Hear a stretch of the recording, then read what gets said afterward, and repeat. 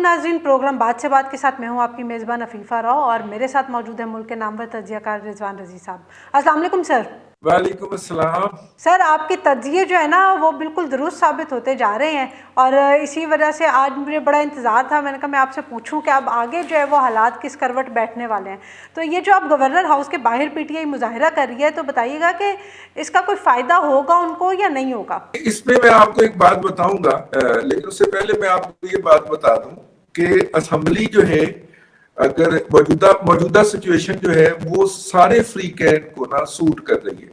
یعنی عمران خان صاحب یہ کہیں گے کہ دیکھیے میں تو اسمبلی توڑنے لگا تھا، تو ان چوروں اور ڈاکوؤں نے جو ہے نہیں توڑنے دی، انہوں نے اس میں پھٹا ڈال دیا، ٹھیک ہے۔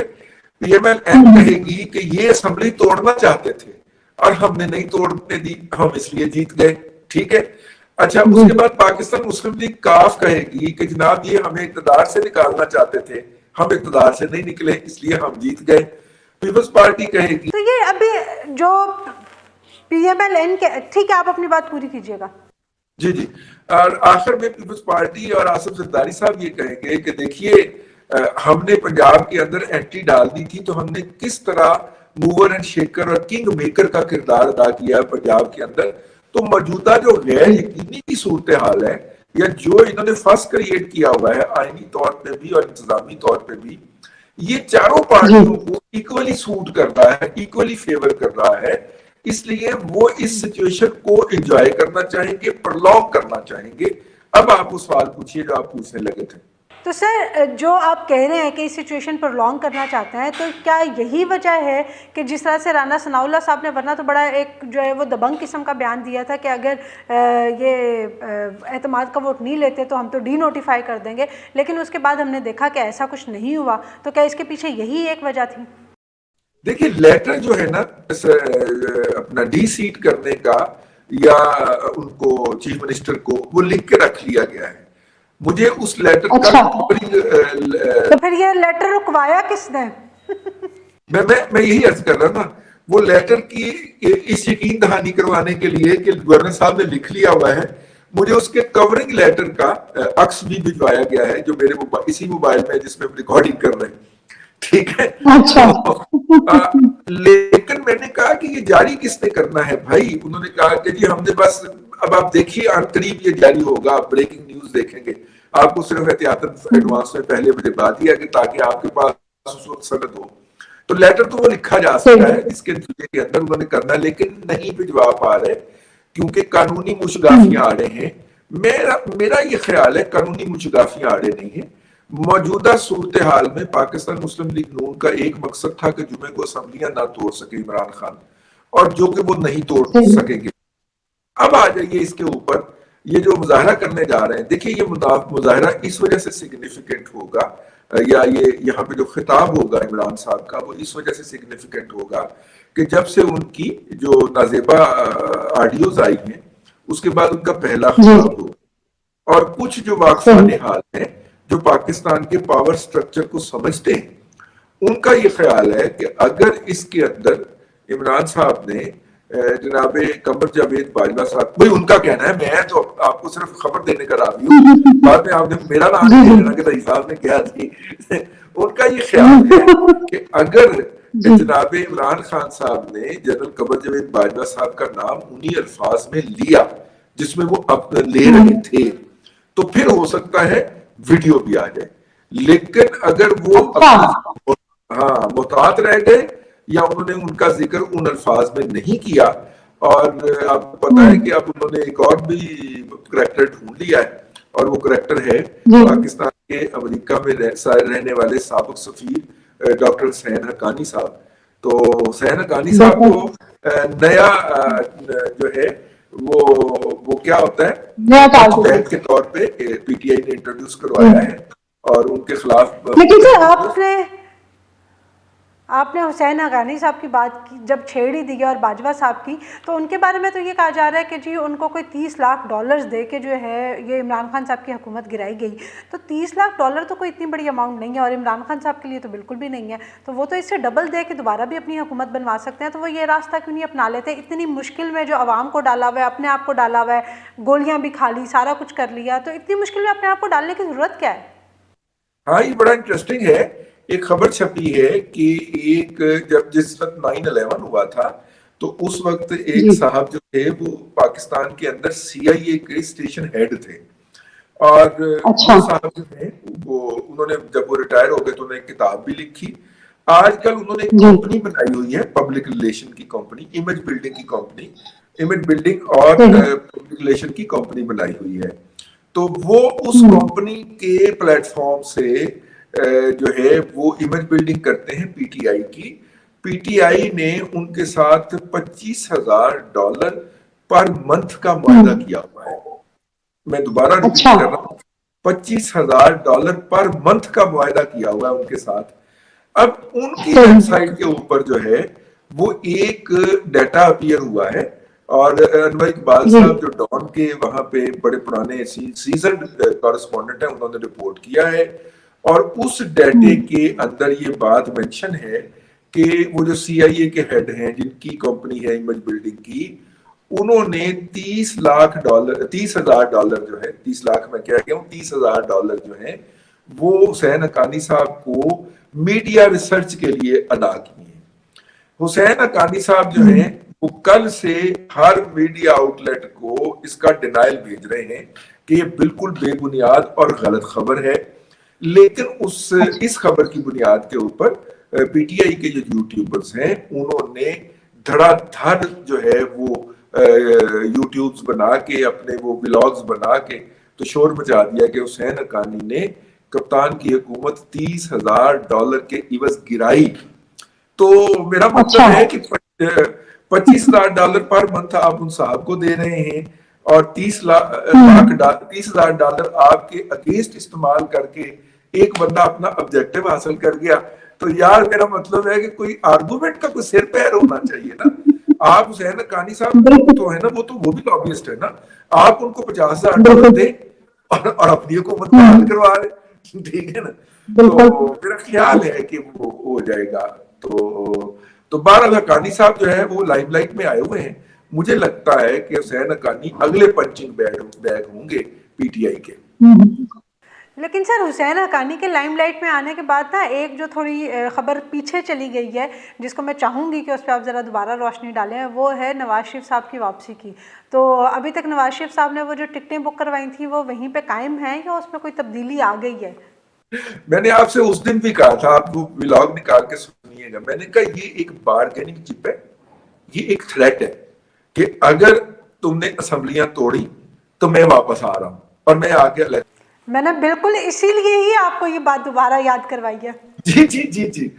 अब चूंकि असेंबलियां नहीं टूट रही, या कम से कम अंडरस्टैंडिंग दोनों पार्टियों में, दोनों फ्रीकैन में यही है कि असेंबलियां नहीं टूट रही, इमरान खान साहब का धमकी का मकसद भी पूरा हो गया।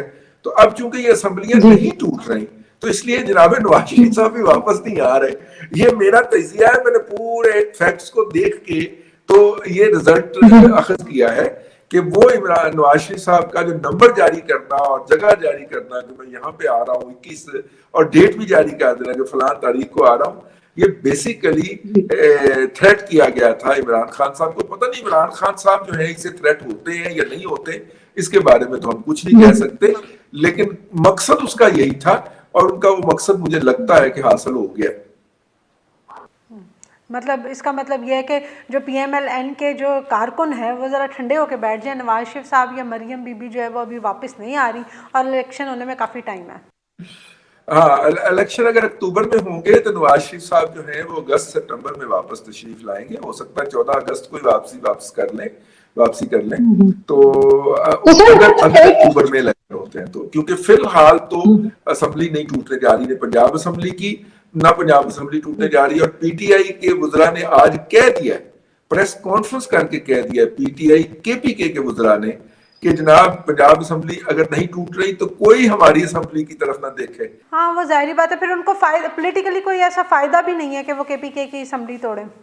कोई पत्थर से ना मारे मेरे दीवाने को, खबरदार किसी ने हमारी असेंबली की तरफ मुंह उठा के देखा तो वो उन्होंने प्रेस कॉन्फ्रेंस कर दी है। तो इसका मतलब है कि ना पंजाब असेंबली फिलहाल जुमे वाले दिन टूट रही है, ना KP असेंबली टूट रही है। तो अगर सर असेंबली भी कहीं नहीं जा रही, نواز شریف صاحب بھی واپس نہیں آ رہے, کوئی چیز نہیں ہو رہی. لیکن جو ایک اپڈیٹ ہو رہی ہے وہ یہ ہے کہ وہ جو نواز شریف صاحب کی ایک سب سے پچھلی تصویر آئی تھی جو سوشل میڈیا پہ سب سے زیادہ وائرل ہوئی تھی نا, وہ نجم سیٹھی صاحب کے ساتھ تھی.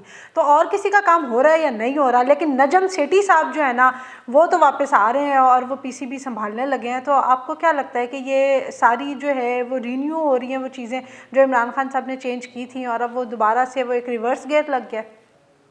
ایک بڑے پرومیننٹ آدمی ہیں پی ایم ایل این کے, تو میں نے وہ کہنے لگے کہ جناب دیکھیں نجم سیٹھی کا, میں نے ان کو فون کیا نا, میں نے کہا وہ بھی گئے ہوئے تھے پچھلے دنوں لندن میں, میں نے کہا یار دیکھیں آپ نجم سیٹھی صاحب کا کام ہو گیا ہے, اور آپ بھی لندن گئے تھے ٹکٹ پار کے کوٹ شوٹ پہن کے, میاں صاحب کو آپ نے حاضری بھی لگوائی تھی, تصویر بھی کھنچوائی تھی, آپ کا کام نہیں ہوا. تو انہوں نے کہا کہ وہ کشتی میں جا کے ان کے ساتھ لیٹے بھی تھے نا, میں تو کشتی میں نہیں جا کے لیٹ سکا. بالکل.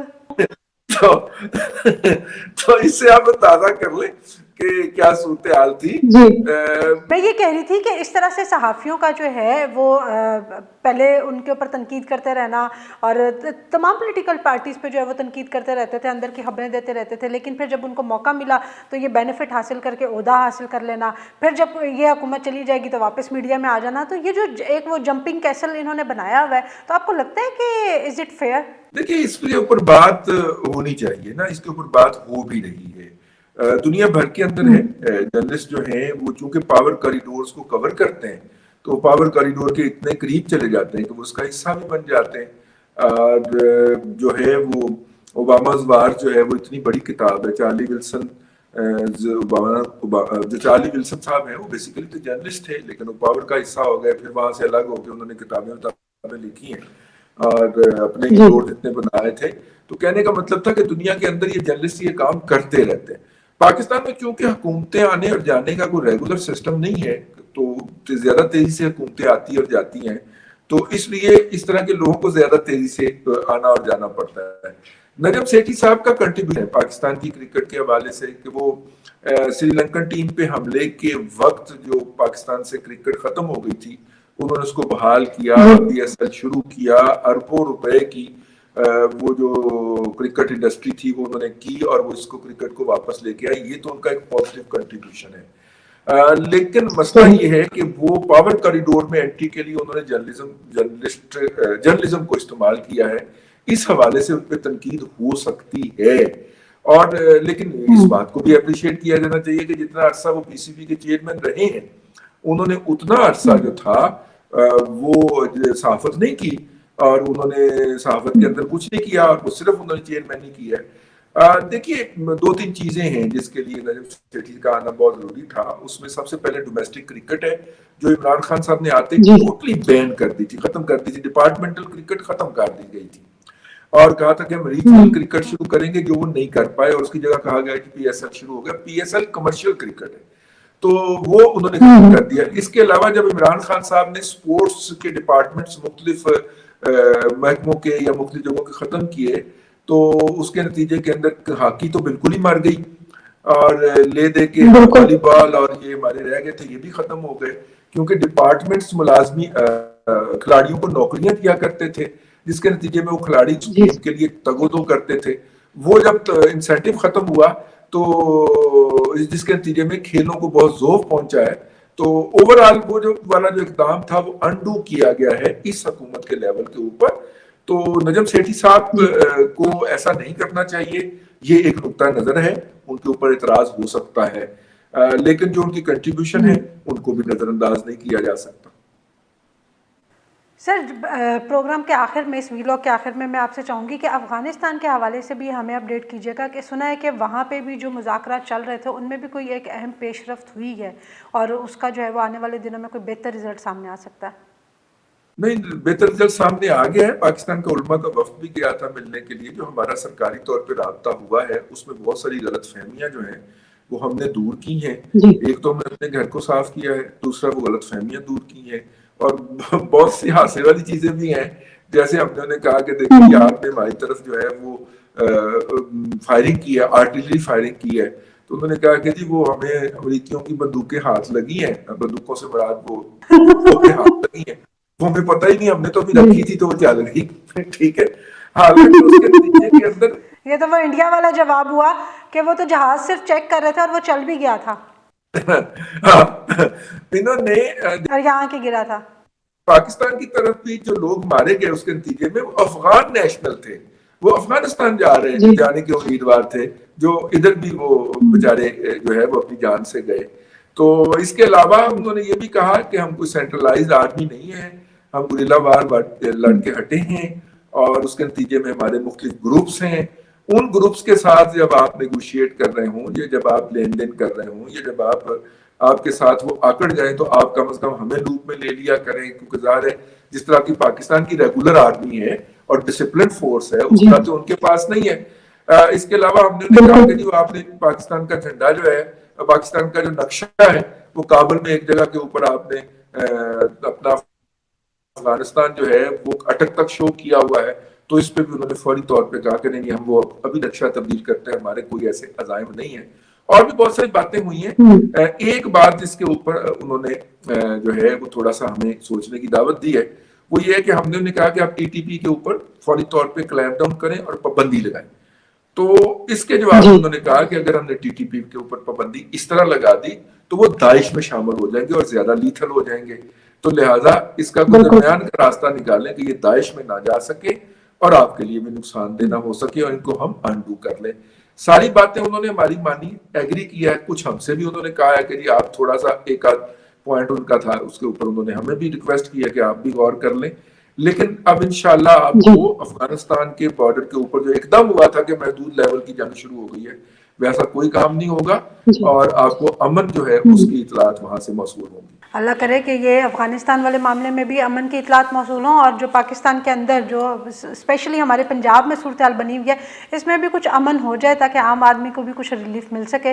तो नाज़रीन आज के वीडियो के लिए इतना ही। आपको वीडियो पसंद आई हो तो लाइक ज़रूर कीजिएगा, शेयर कीजिएगा, कमेंट में हमें अपनी राय से ज़रूर आगाह कीजिएगा। अंटिल द नेक्स्ट टाइम, अल्लाह हाफ़िज़।